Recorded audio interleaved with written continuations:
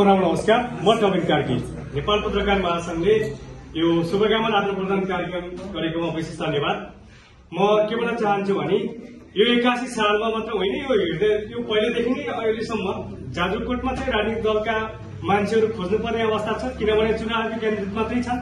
त्यसपछि यो पत्रकारहरूको चाहिँ विभिन्न राजनीतिक दलका संगठनहरूका चाहिँ विभिन्न खालका छाया संगठनहरू बनिरहेका छन्। पत्रकारहरू सबै पत्रकारहरू के छ, आज एमालेका पत्रकारहरूले पनि एमालेका कार्यक्रमका मात्रै समाचार लेखेर पोस्ट गर्ने भइरहेका छ जिल्लामा।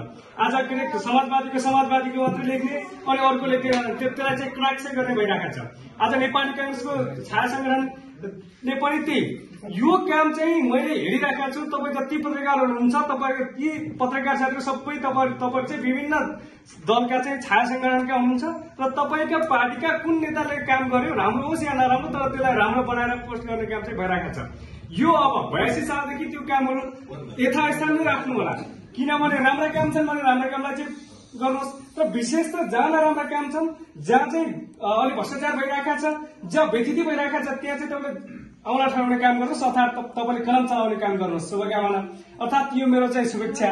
र अब त्यो के अघि कमलदाले कुरा गर्नुभयो, जाजरकोटका चाहिँ विद्यालयहरूमा विद्यार्थीहरू छैनन्, अर्थात् चाहिँ के विद्यालयमा शिक्षक बढी विद्यार्थी कम।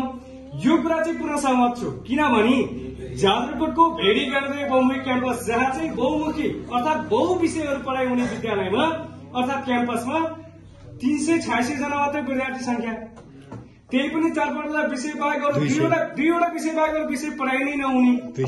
अनि त्यसैमाथि फेरि यो सोभियो निर्वाचन हुने बेला यहाँका तिमीहरूका नेताहरू, यी हाम्रा नेताहरू, यी पार्टीहरू यसरी चाहिँ क्याम्पसमा धाउने र त्यहाँ भएका 2-4 जना विद्यार्थीलाई चाहिँ बेसरी फोन गर्ने, यस्तो खालको प्रविधि चलिरहेको छ। अब यो प्रविधि चलाउने हो भने यदि तपाईँ जस्तै नेता उत्पादन गर्नु छ भने, यदि तपाईँको पार्टीमा त्यस्ता खालका व्यक्तिहरू निर्माण गर्नु छ भने त्यो क्याम्पसमा चाहिँ शिक्षा त्यो शैक्षिक सामग्री केही पुगेको छ कि छैन, त्यहाँको शिक्षाको गुणस्तर के भइराखेको छ, त्यहाँ चाहिँ कुन विषय पढाइ भइराखेको छ, कुन विषयमा सबैभन्दा विद्यार्थीहरू पास भइराखेका छन्, कुन विषयमा पास हुन सकेका छैनन्, कुन विषयको शिक्षकले चाहिँ नियमित पढाइराखेको छ, यस्ता कुराहरूमा त्यहाँको भौतिक संरचना कस्तो छ, यी विषयहरूमा तपाईँ राजनीतिक दलका व्यक्तिहरूले यो